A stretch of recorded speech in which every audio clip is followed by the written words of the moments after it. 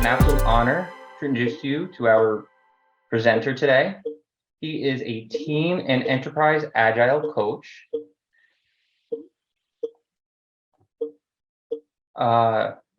He is a team and an enterprise agile coach and who helps organize, optimize lean and agile approaches. He has a long history of contributions. Agile community, he helped create one of the first agile approaches, DSDM, in 1994, and served on the board of Agile Alliance. He also wrote the best-selling Agile Certified Practitioner Exam prep book and consults and trains worldwide. Now he works for PMI and was the chair of the author group that wrote the Agile Practice Guide and recently published his latest book, Beyond Agile. Your speaker has accomplished many great things, but without any further ado, I introduce to you Mike Griffiths. Take it away, Mike. Well, thanks for the introduction.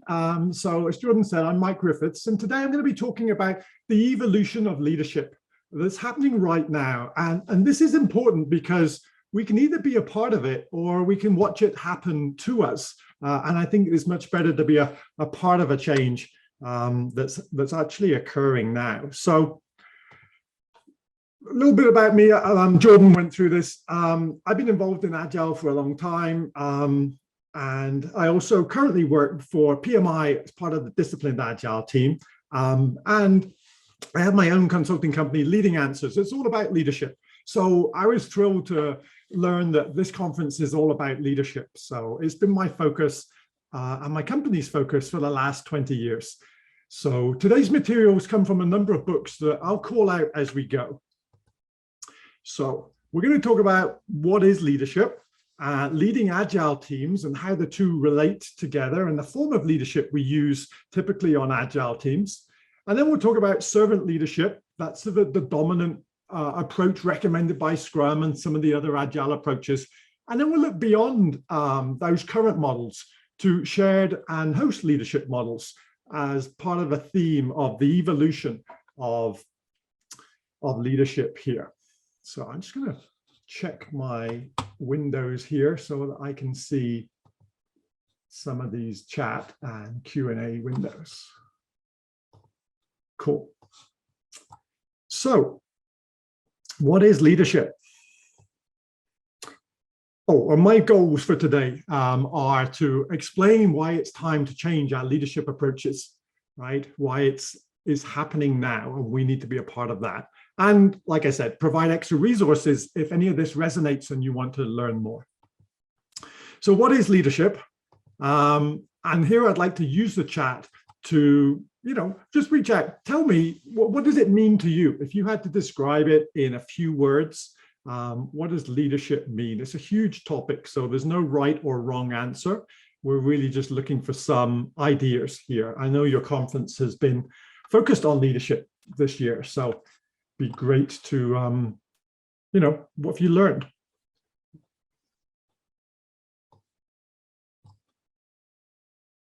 Okay, inspire and set direction for yourself and others. I love that. That's great. What else do we have? Leading by example and supporting. Yeah, that's the servant part, right? The supporting your team. That's very important too. Any other elements of leadership? Serving others, yeah. Inspiring, yeah. Constructive action, absolutely. Well, this is good. Setting the tone, projecting the vision, supporting the team, yeah. Enabling others to be successful, providing vision, yeah. Excellent. Lots of good stuff here, and we'll see these ideas repeated. Another one came into the Q&A section. Let's have a look here. Providing vision to the organization, enabling teams to achieve their goals. Absolutely, yeah. So good stuff. Thanks for sharing your ideas, and feel free if you're mid sentence still typing, you can definitely finish and hit return. That's all good. So there is no single correct definition. leadership is a huge topic, and it incorporates all of these elements that were shared here. One quote that I like is, management is getting people to do what needs to be done, but leadership is getting people to want to do what needs to be done. So it's just latching on to some of that sort of inspiring vision and motivation element there. And it's the switch from being a task giver, I guess, to being somebody who inspires and motivates and gets people to want to contribute, right? And we work in agile organizations. I used to work for Quadrus Development that was acquired by Improving, and a very strong focus on agile development. And agile is humanistic rather than mechanistic. In other words, it speaks and appeals to the people side of projects more than perhaps, rigid scheduling or estimation, or those. We need to have those, right? But we tend to go more on the humanistic side. So we have, principles like individuals and interactions over processes and tools. They're both necessary, but we value one more than the other. And the link to leadership is very similar. That leadership is more humanistic rather than mechanistic, right?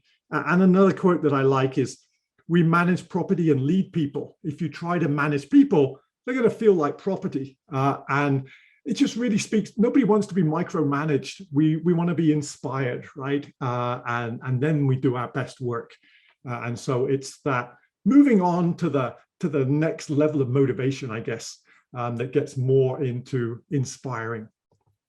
So this quote again, management is getting people to want to do what needs to be done, right? So management is getting people to do what needs to be done. Leadership is getting them to want to do what needs to be done.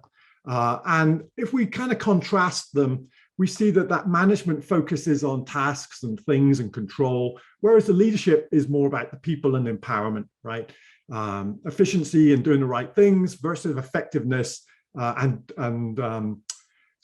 focusing on doing things right versus are we even doing the right things? So how fast are you climbing the ladder versus is the ladder even leaning against the right building? So it's more about direction. There's more of a human focus to these elements, right? We need both, but leadership is kind of the next step on in terms of productivity and effectiveness. So there's a model that Stephen Covey, the author of the 7 Habits of Highly Effective People, talks about. And he says that everybody starts off as children being dependent upon their parents for food and shelter and everything.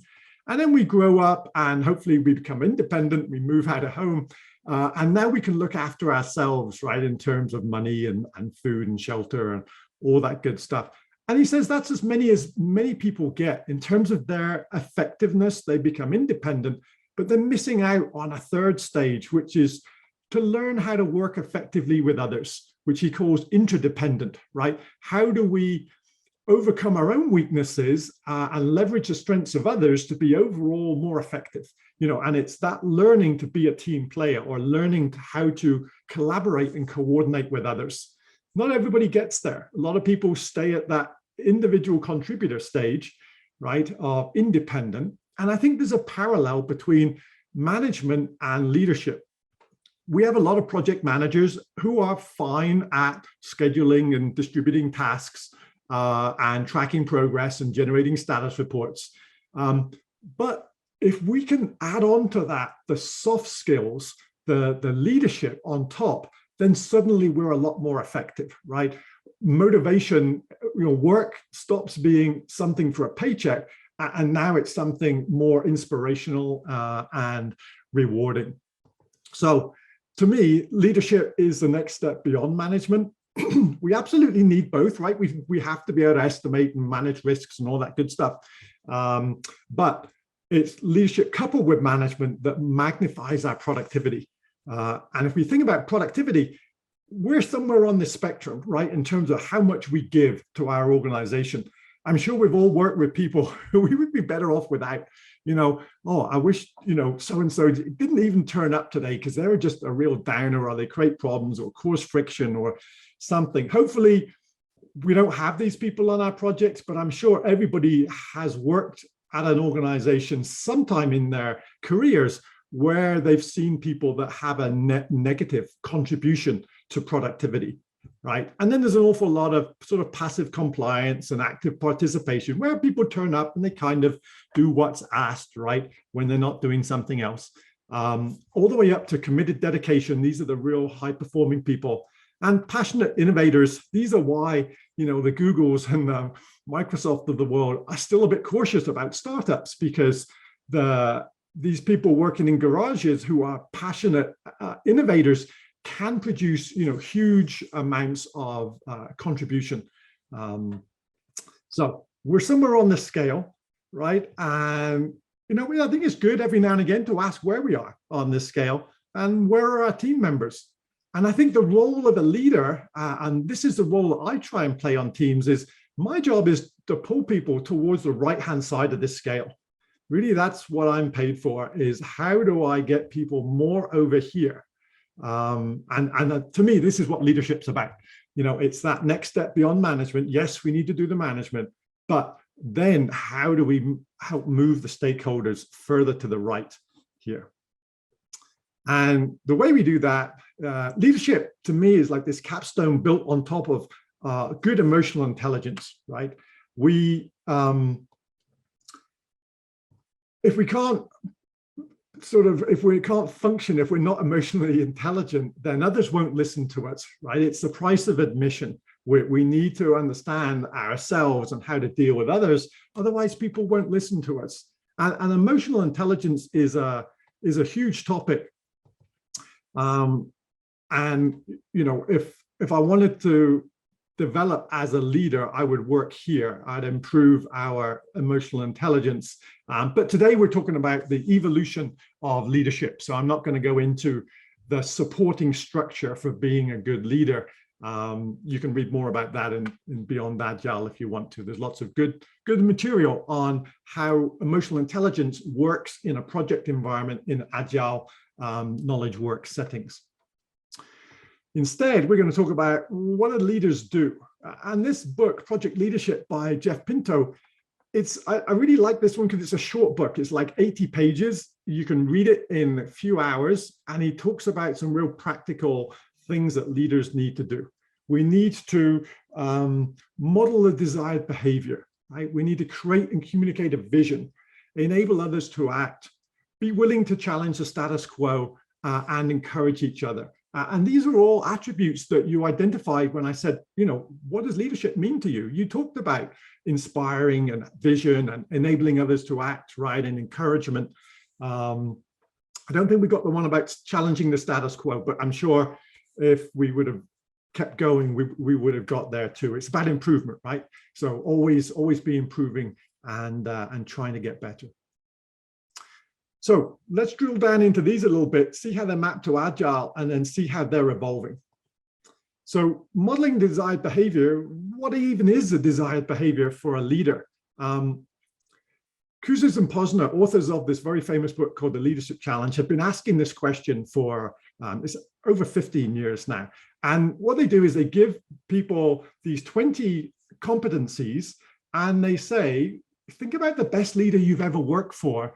Which of these competencies did they exhibit, right? Or think about your ideal leader.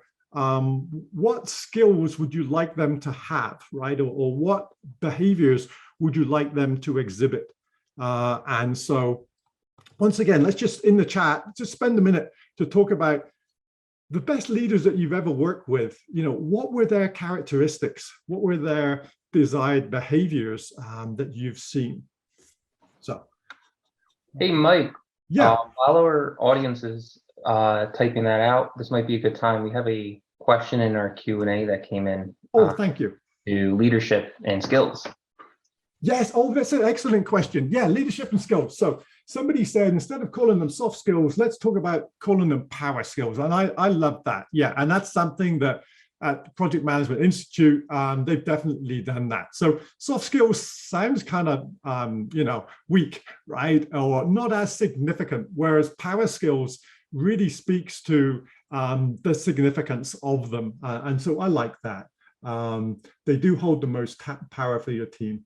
Yeah, I totally with that. And I should update my slides. Yeah. So great point. They are almost like results multipliers, right? I've been trying to think of different terms for power skills. Sounds a bit like Power Rangers or something, but anyway, I agree. Yeah, so thanks for raising that, Jordan. Okay, let's have a look what we've got coming through. Excellent. So trust, supportive, understanding, transparent, encouraging. Yep. Supportive, caring, dependable, forward-thinking. Yeah. Intelligent, open-minded. Yeah. Showing genuine care, talking to everyone, making everyone feel seen as important. Yeah, absolutely. What else do you look for in a leader?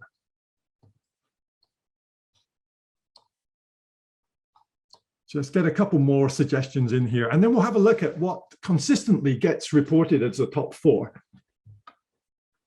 because we haven't had it yet. So I wanted somebody to type it in so that I could say, yes, that's one of the top 4.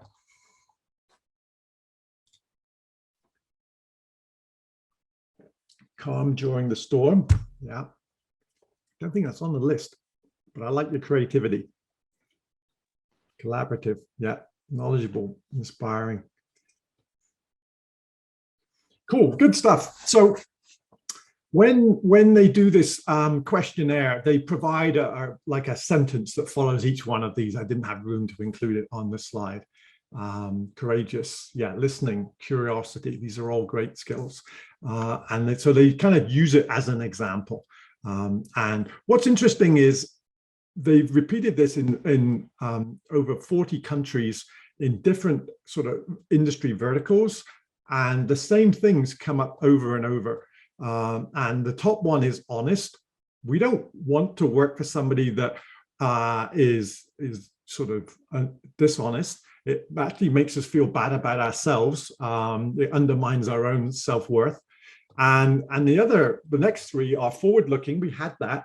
Competent and inspiring, right? So we don't want anybody to embarrass us. They don't need to be a technical expert. We can fill in details for them, right? But we don't want them to kind of embarrass us or make mistakes. And we want to be inspired. We don't want someone who's always painting a negative picture. We want to, have that beckoning summit so we can chart our own course towards it. So these are the other 4 that come up time and time over again. So as we step up into team leadership roles and other roles, we need to be modeling this desired behavior, being honest, doing what you said you would, right? Forward-looking, painting this picture of where we're trying to get to. Competent, you don't have to be experts, but we need to know enough about stuff and then refer to others when we don't know. And inspiring, to create that positive view of where we're trying to get to, right? And help people. So all good things. Next one, creating and communicating a vision. This is super important. If you consider what's it like when we don't have good vision, what's it like to drive in fog? Well, it's not good when we slow down. And so this is what happens to project teams too, if they don't have a clear vision. We need that vision to create clarity and allow us to go fast, right, in the direction that we can see. It creates this unity and allows us to get there together. And so we need to create a vision for our projects and endeavors. And if you can make it sort of visual, then that really helps make it real for people. And you've probably seen exercises in Agile projects like Design the Product Box. Jim Hyde-Smith made this approach popular. And we get teams to, I like to split teams up. So I mix up the business and the technical people. And then team 1, tell me what this project's really building. Here's a cereal box, write three things on the front, your top 3 features. Team 2, you go off and do the same thing. And then we come up and we present and we all argue about what the top 3 should be. And it's a great way of, getting collaboration, kicking off the meeting. That's something that's based on the end result, right? We get people used to time boxing. We only give them 20 minutes. So stuff doesn't get done that has to be carried over, right? And the idea of flexing requirements, you can only have 3 on the front. So it's visual, and better to just have executives argue about bullet points on the cereal box on day one than 6 months into the project as to what the priorities are. So here's an example from an IT project. It was a reporting project. They wanted to replicate existing reports, bring in data from different systems that previously they hadn't been able to access, etc. Here's one from a PMO relaunch. So they moved their PMO, which was unfavorably called the process police, to more of a value delivery office, a Visio, and they wanted to add value with every interaction. They didn't want to be bypassed because they kept asking for stuff. If you didn't have a risk list, they'll work with you to develop one, right? What had happened at this organization, I blanked out the name, is that projects have kind of gone rogue and avoided the PMO, and they didn't have a big picture view of all the in-flight projects. So they needed to create that. That was a second bullet point. And they wanted to standardize on some good practices and deliverables. Not a big fan of the term best practices because that implies that we're in a simple environment. But anyway, so they wanted to visualize, the end goal for their PMO relaunch. So that was useful. And of course, we don't create a vision at the beginning of a project and then park it. We're always reinforcing that vision, taking it to meetings, discussing it with the steering committee, maybe developing an elevator pitch or even a project tweet. How do we describe the project in 140 characters? These types of things. And using different ideas and approaches and asking the team. I'll be going into steering committee meeting and say, hey, I've got to explain this problem over here. How am I going to break that down for them? And sort of get the team to suggest analogies or ways of explaining things, right? So always good to make sure we have that shared vision of what it is that we're doing or the issues at hand. The next leadership behavior, enabling others to act. It's all about building trust. We want to create this safe environment for people to contribute. When I worked for this project manager, my first project manager, and he says, Mike, you got two hands to work with. If you're using one hand to cover your rear or cover your ass, CYA, you've only got one hand to work with. And it's true. People need to feel safe to contribute. Otherwise, they'll only kind of half-heartedly contribute. So we need to create that safety. And we do that as project leaders by admitting our mistakes, sharing information, right? And asking questions, making it obvious it's okay to talk about risks and problems and issues. And better to talk about them within the team than have somebody external raise them, right? And these days we talk about psychological safety. And the 4 stages of psychological safety come from a good book called The 4 Stages of Psychological Safety. And they're inclusion safety, learner safety, contributor safety, and then challenger safety. And the first one, inclusion safety, is can I be myself and be accepted within the team with my peculiarities and all? Do I feel safe to be me? Learner safety is, can I ask questions without being thought of being dumb, right? And contributor safety, step 3, level 3 is, do I feel safe to share my work even if it's not finished, right? That's contributor safety. And finally, challenger safety is, do I feel safe to challenge the process and suggest improvements, without feeling like I'm criticizing management or the organization, let's say. We do this a lot by sharing information and taking away micromanagement. So gone are the days of Microsoft Gantt charts, and teams these days are using, more like Kanban boards or Scrum boards, right, to track progress. Technologically, they're inferior. We can't see dependencies in here as much. We can't see overloaded resources. There's lots of things that make them technically worse, but they're actually sharing information with the team, right? So people can go grab a card and move it over or go look at it. This is one from a project I did for a company in Calgary. And our sponsor walked past this wall on the way to the coffee room like 4 or 5 times a day. We would have never got that visibility into our project progress by trying to send them a Gantt chart, right, or a status report. We had our stand-up meetings here. We'd move cards around. We'll talk about what's next. It's about sharing information and power more than sort of the actual scheduling of activities.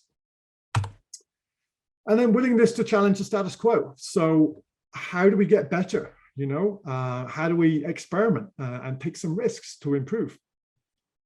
Well, of course, we have the retrospective, right? The learning step at the end of our sprints or iterations, where we ask what went well, what didn't go well, or areas for improvement is perhaps a better way to ask what did not go well. Because some cultures don't like to say what didn't go well. They feel like that's a bit of a criticism. If you rephrase that question, are there any areas for improvement? You get exactly the same question answered, but better and more suggestions. And then we can take these ideas and go try them for a sprint or an iteration or two. That's one way of asking. We can make it more visual. Is there anything we want to do more of, do less of, start doing, stop doing? It's all about learning, challenging, and adapting. Sometimes people don't feel confident contributing on the spot. You could leave up something on a whiteboard, right? And maybe people can come back to it that afternoon or over the next day or two and put up ideas there. It's all about trying to improve as we go. And recognizing that project managers and leaders don't have all the best ideas. Usually the best ideas come from the team. And there are no dumb ideas. I've been surprised that the most effective suggestions are sometimes sound a little unlikely, right? But hey, let's go try it. Try it for an iteration or a sprint or two, and then see if it's worth pursuing and baking into our regular process, or if that was something that didn't work and we can learn from. So yeah, learn from our mistakes. And as long as people are trying to improve, that's what we need to celebrate, right? Not the fact whether it was successful or not. This is an experiments board. I really like this idea that things progress from ideas into experiments, right, that are in flight, and then ones that worked and ones that didn't work. So, like work, let's make our experiments visible so that we can track them and get more of them, right? We do this with stories. Why not do it with suggestions for improvements? So lots of good things for us to try. And the last element here is making sure we encourage each other, right? Recognizing contributions as we go. When I was first a project manager, I used to think, we'll celebrate at the end, when the project is successful, then I'll take you all out and buy you beer and pizza, right? But that's too little too late. We need to celebrate as we go to keep that momentum going.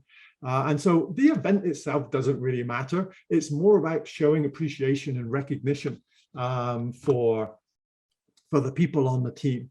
And so, staff are really volunteers.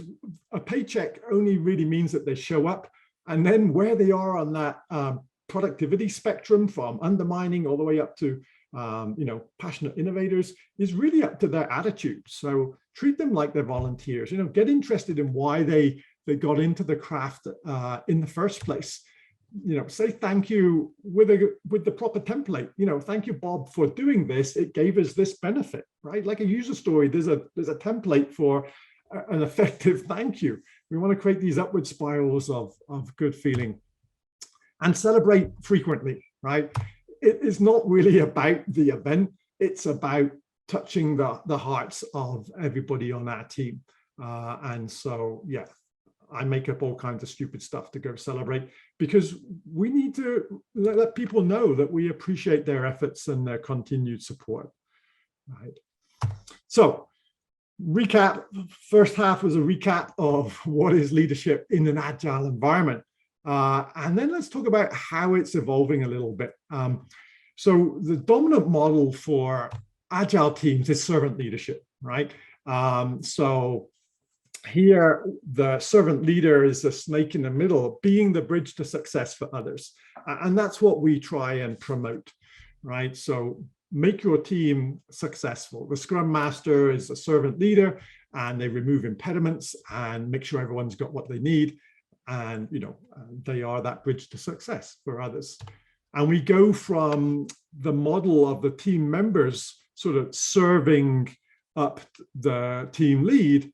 We invert that model, right? And we go instead to the team leader now serves the team, right? So what do you need? Is it training? Is it equipment? Is it go speak to Fred in the sales department and get this from him or whatever, right? It's serving the team. So we invert the model, servant leader. And the roles include shielding the team from interruptions, right? Let them do their work. Removing impediments. So if they say that they're blocked by something, go and try and remove that blocker. Communicating the project vision. When people are heads down in their work day to day, it's hard to remember where we're trying to get to sometimes. So we need to keep communicating that vision. And then they can make local decisions once they know, of course, where it is they're trying to get to.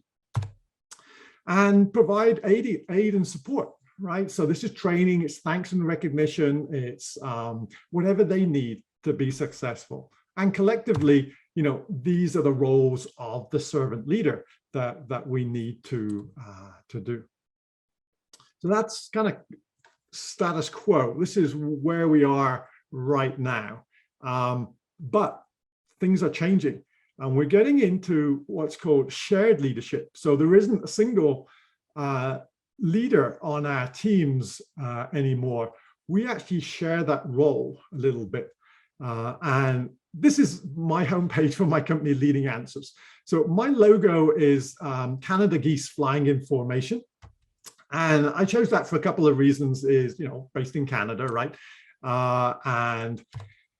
But geese flying in formation is a great example of shared leadership. They fly in these V formations for efficiency, right? They can go 40% further than flying sort of in a big line or individually, because of that peloton effect of the birds behind are in the slipstream, right? But there's a few interesting things about this. You see them going overhead, and you sometimes hear their call, the honking noise that they make, right? Apparently, it's never the one at the front. It's always the ones at the back who are providing encouragement for the one at the front, doing the hardest effort to keep up the speed, right? Keep up the work. So the mutual encouragement, shared, and they share off this role. So like the peloton in cycling, you don't stay on the front for very long because you're working the hardest. They'll rotate. So they share the leadership role. Together, they can go further than if they were going individually. And if one of them gets injured or is tired of something, two other birds will go and rest with it so that they can reform a little bit of a mini V formation, right, for when they take off again. So nice, cute example of shared leadership. How does that work in real live enterprise complex environments? Well, you might think it doesn't work, but there are lots of examples of shared leadership. And a very interesting one is the Orpheus Orchestra. And it's an orchestra with no conductor, which you might think sounds terrible. But in fact, the Orpheus Orchestra have won numerous Grammy Awards for their performances. And this is a little bit about the orchestra. But the thing I wanted to highlight here is central to its distinctive personality is its practice of sharing and rotating leadership roles.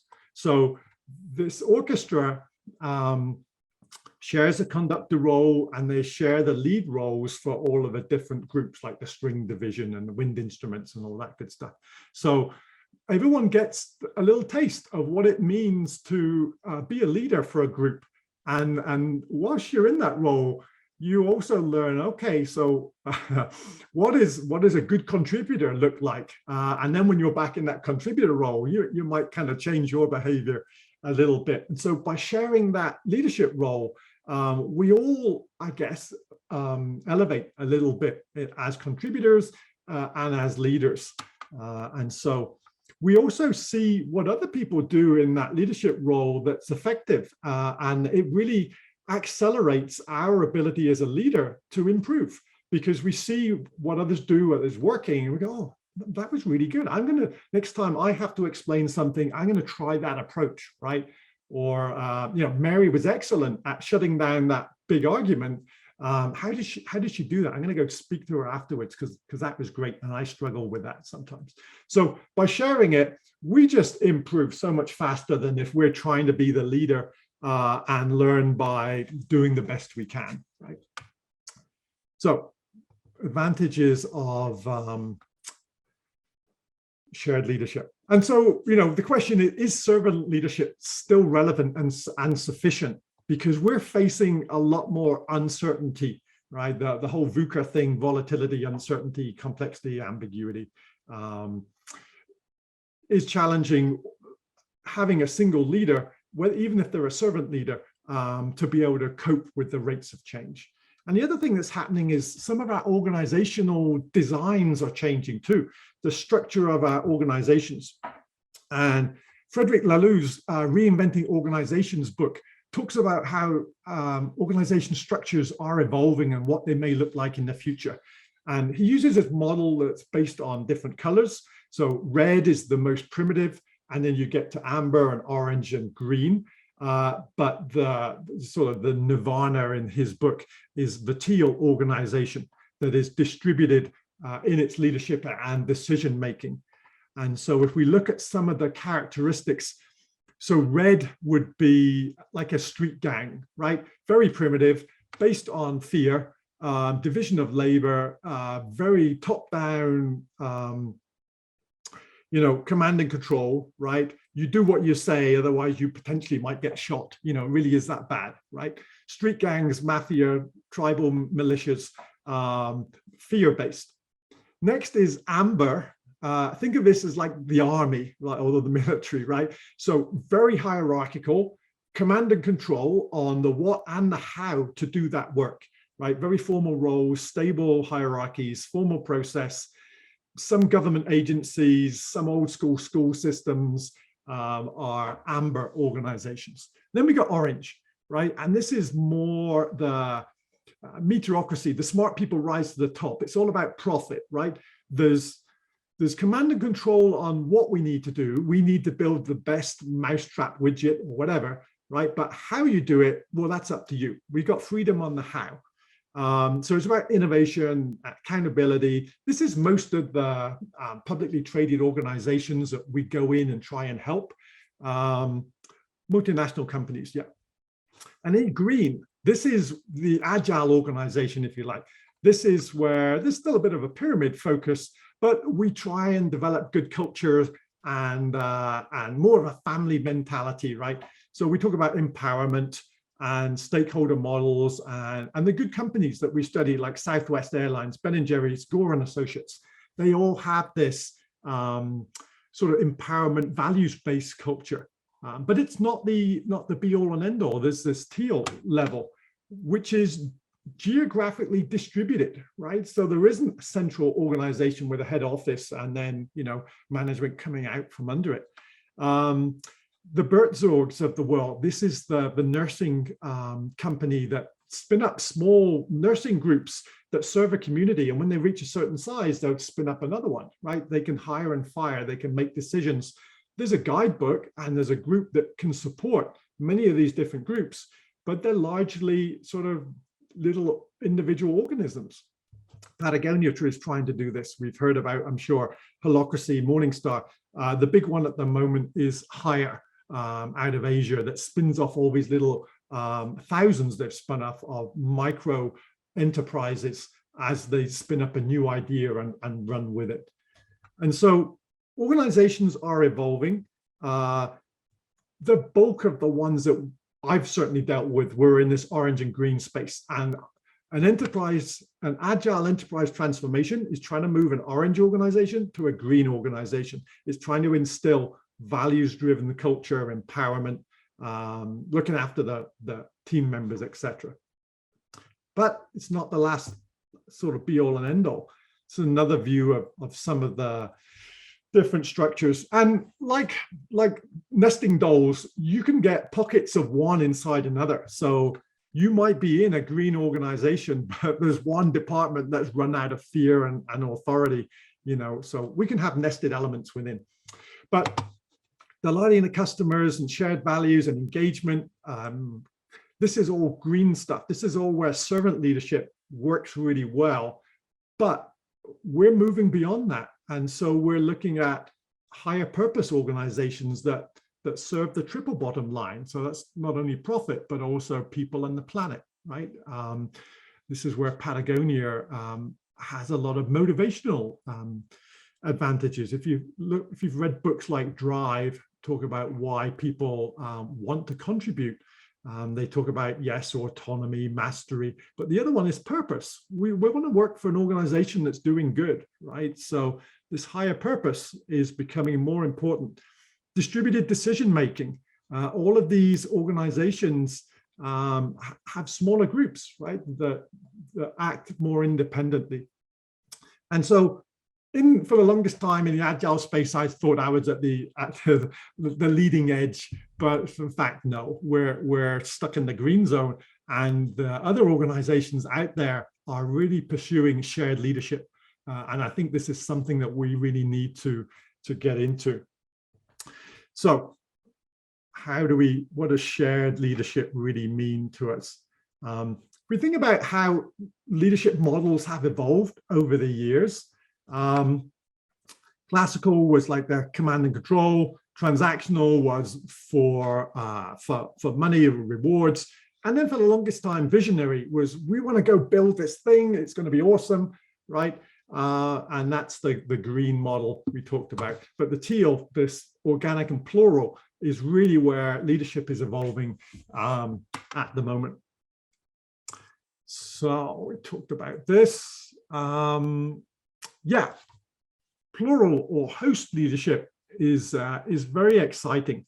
And there's a great book called Host Leadership, a field guide, talks about how we draw people together. So basically it says that engaging a community into facing up to very complex and collective problems. So think about, developing a COVID vaccine. It wasn't a single person that did that. It was a big, wicked problem that had to be solved, right? And many of today's challenges are fuzzy, ill-defined, they're interconnected, they're messy, and not single sort of person-led endeavors. And so this is where host leadership is really coming into its own. How do we collaborate and share that role? So it has this idea of step forward, get the right people involved, invite them, create the work environment, and then step back, allow those team members to contribute. And so there's a number of different sort of roles that we need to do as a host leader. There's 6, in fact. There's that initiator, right? The person that feels moved to take action. They feel like they have to, go develop this COVID vaccine, let's say. And then they invite people who they think will be motivated. So there's this inviter role that they need to do. And then they've got to create a space where these people can come together and contribute. It was funny, I was talking to Jordan before this call about creating spaces where people can help solve ideas and share ideas and solve problems. So create that space where people can then come and contribute. And then define some norms and boundaries. So we need somebody as a gatekeeper, right? To make sure that we stay focused, that this is a problem we're solving. We're talking about COVID. We're not talking about monkeypox or world hunger, right? We're here to try and solve this issue here. And then connect people. So this is an important role that any kind of host leader needs to do. So not only invite people, but then connect the right people together. Hey, Joe, hey, Mary, you are both in this, in this space. I really feel like it would benefit us if you guys could collaborate, because I think you've got the 2 halves of this jigsaw puzzle or something like that. And also as a co-participant. So yes, we got to get the people there, but we typically have things to contribute ourselves, right? And so how do we pitch in when appropriate? Right, so these are the 6 roles of host leader. I think we could all benefit from learning a little bit more about and start incorporating them with our regular work. And then typically the host leader occupies one of these 4 positions at any given time. We're either in the spotlight, explaining the problem, outlining the vision or something, right? Or we're working with guests. The host leadership book has this kind of metaphor of, imagine you were hosting a party, right? So you're either introducing it or you're mingling with the guests, right? Helping make sure that you understand them and you can connect them with the right people. You might be like in the gallery up above, observing them, steering them, make sure we're going in the right direction. Or you could be in the kitchen, which is working behind the scenes, perhaps working one-on-one with people and helping them out there. So I would really recommend people take a look at this host leadership and shared leadership. I really think it's the future. There's some lots of great ideas that we could incorporate into our regular day-to-day working. You don't have to have permission for any of this stuff, right? You can actually think about these roles and these positions and then see if they would apply in a project setting. So bringing this all back, how do we link it with what we talked about before? So we talked about modeling the desired behavior. First of all, understanding what desired behavior is, that honesty, this inspiring, creating this vision of the future, right? Helping others step forward. Creating, communicating that vision so we know where it is that we're trying to get to, right? Reveal the beckoning summit so we can chart our own course to it. Enabling others to act, so giving them the power and the tools so they can be productive. And also, you know, the servant leadership roles of protecting them from interruptions and removing barriers. This willingness to challenge the status quo, providing those levels of psychological safety so that people feel happy to be included and contribute, and then also recommend improvements. And then ongoing encouraging each other, right? These are all super important. And how we can do it is, first of all, internalize it, make sure we understand this stuff, and we see the value in it. Then practice it ourselves so that we get good at it. And then finally encourage others to do it. And it's best if you've been doing it for a while, you're then a credible advocate for taking that forward. So that pretty much wraps up what I had to cover today. I'm fascinated by leadership. I really think anytime we do something that involves more than one person, where there's leadership happening somewhere. And if we learn more about it, we can be more effective ourselves. And hopefully there's elements here, right, that resonated with you. If you want to read any more about these, all of the ideas are encompassed in these books. We talked about project leadership, that's the 5 steps, leadership challenge, what do we look for in a good leader? There's lots of other good information in there. The whole leadership built on top of emotional intelligence, and what does it mean to be a competent person, to be trusted, and the visuals and a lot of the explanations come from my Beyond Agile book and PM Illustrated book, and the whole teal organizations and distributed elements there come from Reinventing Organizations. If you want to get a hold of me, you can reach me at mike@leadinganswers.com. Leading Answers is my company. Yeah, and that's everything I got. So Jordan, I hand it back for you and questions. I haven't been monitoring chat, so maybe you can pull out some that have come through. Sure thing, Mike. Thank you so much for that wonderful presentation.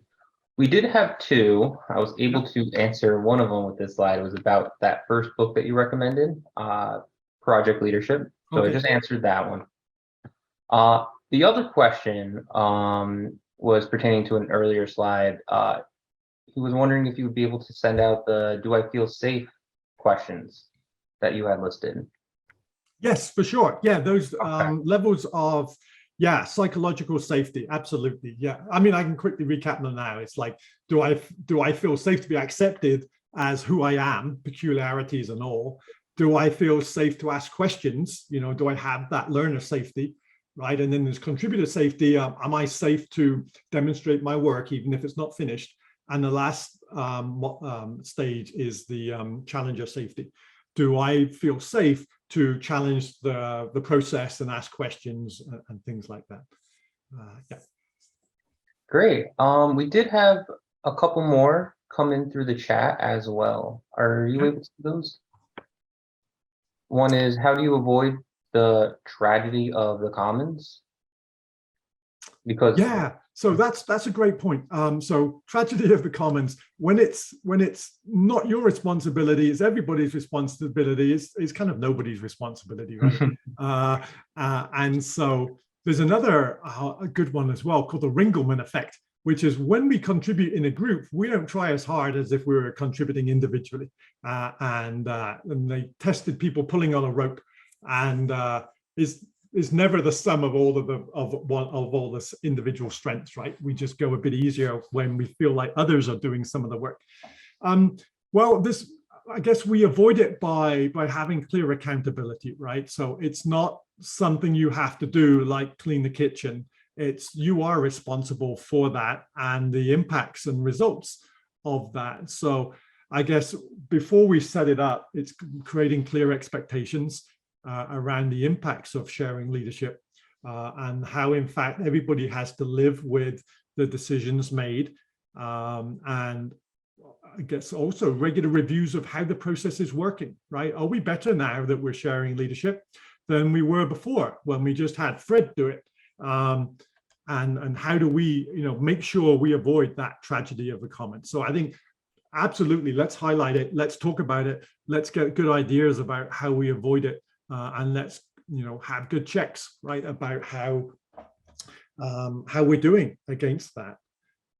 I see another question there. How frequently do you rotate roles?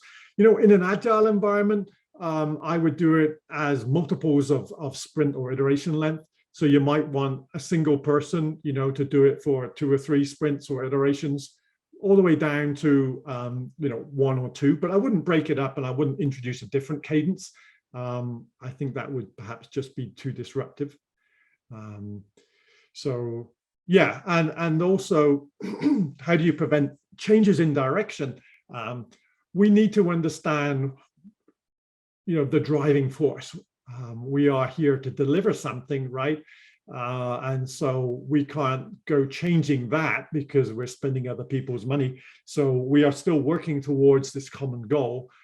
Maybe just our approach towards that, could be influenced. So I agree. These are all great questions that you want to avoid. We don't want to be a tyrant one week and now we've got Fred and he's all laissez-faire and we can all come in late or whatever. I think when we begin to share leadership, we all kind of step up a little bit. And the teams that I've done this with, sometimes it's hard to even know who is supposed to be leading at the moment, because everybody is just kind of elevated and the whole sort of discussion really just matures, right? And I think this is what we're going for. It's more autonomy, more accountability. Yeah, so give it a try. I think you'll be, impressed by the results.